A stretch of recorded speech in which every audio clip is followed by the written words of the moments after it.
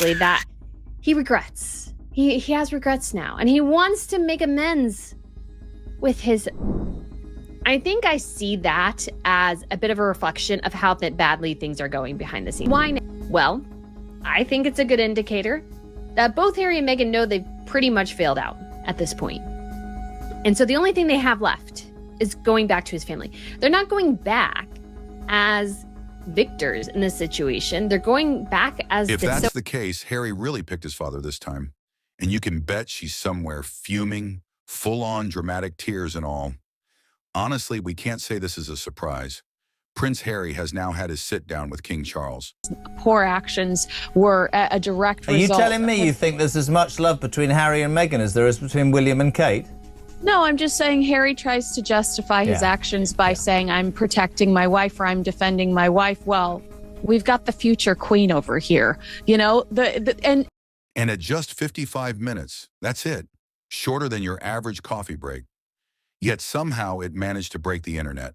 And no, this wasn't some tearful father and son reunion filled with hugs and apologies. Not at all. This was strictly business. Polished, measured, staged like something straight out of a political drama. Every look, every pause, every sip of tea was scrutinized under the spotlight. This royal thing. But the thing is, you burned the bridges really, really badly when you left. I mean, when I left, I'm referring to obviously Harry and Meghan. And having burned Harry's visit carried heavy emotional weight, something no one outside the palace could truly measure. This wasn't just another routine appearance. It marked the very first time he had seen his father since news of King Charles's health struggles came to light. The wife, he and the brother seemed to be further apart than ever. I had Robert Jobson earlier. I was asking about whether, because there were rumours that King Charles is coming down. Unlike previous visits that leaked in real time with cameras catching every stiff smile, this one was sealed shut. Every detail kept under wraps, every move monitored. Not a single whisper surfaced online until the meeting was over. That silence was deafening, and it's exactly what made the whole moment so dramatic. Incredibly badly. When you're trying to make amends, and it feels like whiplash. I mentioned this, guys, in a previous video. It's like Harry was absent. Absence always highlights what's missing. Meghan wasn't there, and that single detail spun 1,000 theories in people's minds. Was Harry walking straight into a tense showdown? Could it have been a rare chance at genuine father and son bonding? Or was the entire meeting less about emotion and more about strategy, a royal chess match disguised as tea? Trip down from Scotland is medical-based. Charles handled things with calm precision, the total opposite of Harry's loud public image. No gushing, no theatrics, just measured words and quiet observation before making his exit. Harry, on the other hand, carried the full weight of expectation from both his father and the world watching. Every glance, every smile, every nod had to land perfectly because a single slip could explode into tomorrow's headlines. Now all of a sudden, he's happy. He wants a relationship with his family. Isn't this wonderful and amazing? Incredible, really. Meghan's presence was felt even in her absence, subtle yet undeniable, like a shadow hanging over the room. Her not being there made the meeting feel unfinished, almost haunted, and impossible to ignore. Because in this family, appearances matter, but so does the silence of those who stay away. A little salacious. Like, I want to say something that might rub As Harry lifted his cup, Meghan's presence slipped quietly into the narrative. She wasn't sitting there, but make no mistake, she was still in the frame. Each repost, each perfectly timed social media move signaled that Harry's world continues to spin firmly around her. Him, the whiny prince, the security that he wanted. But now all of a sudden he's happy. Everything's good. Everything's fine. You can't... A clip of Harry playfully sword fighting with a child started circulating online. Fans immediately assumed Meghan had filmed it. She hadn't. It came from Hello magazine. Yet by allowing it to be shared, or by the timing of its release, she sent a clear, subtle message. Undeniably, he's still hers. Life in America. You don't go spend 4 days in the UK trying to relive your glory. Reliving her glory, Meghan's real power move is silence. She doesn't have to appear to control the story. Her absence itself turns into a spectacle, her quiet shadow into an obsession. Every look at Harry, every headline about him, still finds its way back to her. That's the cleverness of her play. stay out of sight, but keep the world convinced she's the one pulling the strings. Suddenly, like nothing ever happened in the first place. We mentioned this in the last video. It feels like in a lot Even of palace watchers couldn't ignore it.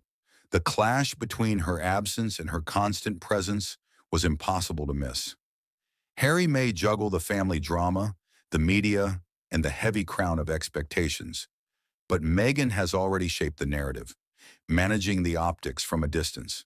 Focus on making America a better place, and you do charity events like this in America. In America, this unseen hand guides the narrative. It keeps Harry bound to her influence, often without him even noticing. While he sits with Charles, offering polite smiles and steady composure, Meghan silently makes sure he stays woven into her carefully crafted storyline. They had a whole season, I think they sort of retconned or something. Meanwhile, the ever-present elephant, Prince William, was completely absent. No reunion, no handshake, not even a courteous nod. His absence spoke far louder than any words ever could. You know, improve his public image, trying to win back. The optics were harsh. Royal commentators, tabloids, and social media erupted with speculation. Was it a deliberate snub, a sign of a fractured sibling bond, or simply another chapter in the long, messy story of the brothers' tense relationship? Harry again. And I'm like, Harry appeared polite, composed, even occasionally charming, yet the tension was palpable. Every smile, every deliberate gesture was calculated. It was as if he were balancing on a tightrope between the beloved younger royal and a man molded by Hollywood spectacle. This station, I think they would absolutely agree. I'm going to go down a different... William, in contrast, remained distant, devoted to his royal duties, public appearances, and preserving an image of steady, unwavering calm. The difference between the brothers was striking. One juggling emotions, media attention, and public scrutiny, the other exuding composure, nearly untouchable. Harry and Meghan need to figure out what actually works here, and this is not working. This, in my very humble opinion, is sort of... This isn't just casual tea and conversation. It's a quiet battle of presence, influence, and image. Harry may be the one sitting down with Charles, but the silent tension with William keeps the story bubbling. And let's face it, this real-life drama is far more captivating than any scripted royal saga could ever be. I think how to better manage this, I think that would be pretty awesome. Harry's evolution is impossible to overlook. Once the epitome of polished royalty, he now teeters between raw emotion and media-savvy performance. Every interview, every gesture, every interaction exposes a man straddling two very different worlds. Our king is. I know that he certainly is about to restart chemotherapy. I wouldn't put it... There's Windsor Harry, the prince shaped by tradition, etiquette, and royal expectations. Then there's Hollywood Harry, the media-savvy, narrative-aware figure who can turn any public appearance into a headline. Sometimes the two merge effortlessly. Other times it's painfully clear which persona is in control. They haven't. And so to walk back now, to make amends now, after losing the court case, after... Even the tiniest, most casual moments reveal the tension. A brief interaction with a child, a quiet smile at a public event, or an apparently harmless online comment, all of it becomes fuel for speculation. Fans and media endlessly analyze every detail, hunting for cracks, signs of emotional strain, or subtle hints of Meghan's influence. And what I can benefit from, and I'm talking money, and I make no apology for saying that because I firmly believe that. If he has woken up somewhere in California and realized that he's... Even from a distance, Meghan's presence heightens this duality. Her influence, or at least how people perceive it, affects how Harry carries himself. His gestures, tone, and posture often appear carefully orchestrated for both cameras and audience. It's a delicate dance, walking the line between genuine emotion and public performance. Ready for their handout. Sometimes Harry seems overwhelmed, caught between the strict expectations of the monarchy and the freedoms and pressures of his Hollywood life. The contrast is striking, almost theatrical, like witnessing two parallel worlds collide right before your eyes. I don't trust him anymore because he and his odious wife keep opening their mouths to whoever. That's a fair comment, isn't it? Yeah, absolutely. I mean, look at Spare. With Spare, the world can't look away. Every move Harry makes is under the microscope. Every smile is dissected. Every gesture spun into gossip. It's raw, it's captivating, and it's the ultimate collision of royal tradition and modern celebrity spectacle. In some sort of way. Royal relationships. Like Charles's approach during the tea couldn't have contrasted more with Meghan's influence. He gave Harry a precise, no-frills meeting, no red carpet, no lingering warmth, just a tightly managed encounter. Every second was deliberate, every gesture intentional. It wasn't about drama or showmanship. It was about discipline, tradition, and preserving the monarchy's image. He never thought his brother would forgive him for the book. Well, you know what? You went after his wife, who just dealt with a horrific cancer. Meanwhile, Meghan remained unseen, but her absence carried immense weight. Her silence said more than words ever could. Every repost, every subtle social media post, every strategically timed message reinforced her influence. She didn't need to be present to control the story. In her hands, absence became a powerful tool that any of that in the first place. Let's be friends again. It's just, it's sort of too little too late. And I don't understand why Harry doesn't totally get that. He honestly Harry, doesn't. sitting there with his father, had to navigate a delicate tightrope. On one side, a disciplined, measured monarchy demanding perfect decorum.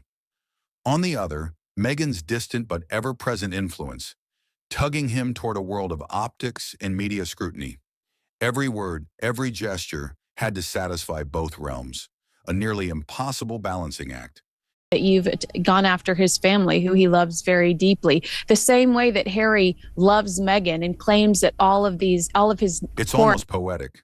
Charles rules with measured silence and authority, while Meghan commands through perception and careful strategy.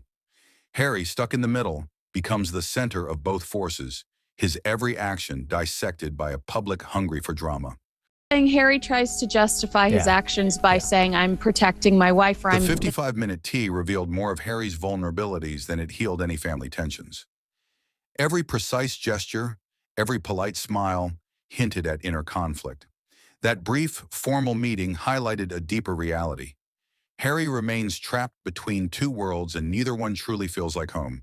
service to this family, whereas Meghan Markle couldn't cut it after 17 months. She gave up. She's a quitter. I love listening to you about Charles's attentiveness was more courtesy than connection. There were no grand apologies, no confessions of lost moments, no emotional embraces, just polite, measured conversation. Harry smiled, nodded, and tried to stay composed, yet cracks inevitably showed. A fidgeting hand here, a hesitant pause there. Subtle signs that even a prince can't completely mask his inner turmoil. I think she is a quitter who does not value family. And Harry's public persona, shaped strongly by Meghan's influence, often collides with the traditional royal mold. He shifts between raw emotional honesty and Hollywood polish. Sometimes it feels genuine, other times performative, a delicate act meant to appease both audiences. Yet the tension is evident. The world watches closely, analyzing every moment, trying to separate what's authentic from what's staged. No, you're brilliant. So we all seem to think that actually The smallest moments reveal tension. Interactions with children, casual gestures, or simple conversations get magnified under the public eye. Every action exposes a man struggling to balance love, loyalty, and duty, often with spectacularly visible strain. Laughing and joking as if he believes that the British people... Actually, this is an interesting thing for me, just to finish. I think the British people's opinion is dead set about Meghan Markle. The palace's polished image of perfection collides with the messy reality of human emotion. And Harry, despite his best efforts, finds himself trapped in the middle. The cracks in his composure are subtle, yet noticeable enough to captivate, entertain, and spark gossip for months. I think it would be a gross error because anything that happened in the meeting could be twisted, unless, of course... Every move Harry makes is under a microscope. Cameras, tabloids, and social media analysts are waiting for the tiniest hint of emotion, the smallest slip, or a gesture that reveals too much. It's exhausting just to watch. When the Queen, the present Queen, Camilla, made sure Meanwhile, Meghan works from afar, yet her presence is impossible to miss. Every repost, subtle social media hint, and strategically timed public message reinforces her influence. She does. Meghan are actually playing a very nasty game at the moment. They are trying to William's reputation, the relationship between William and the king, and just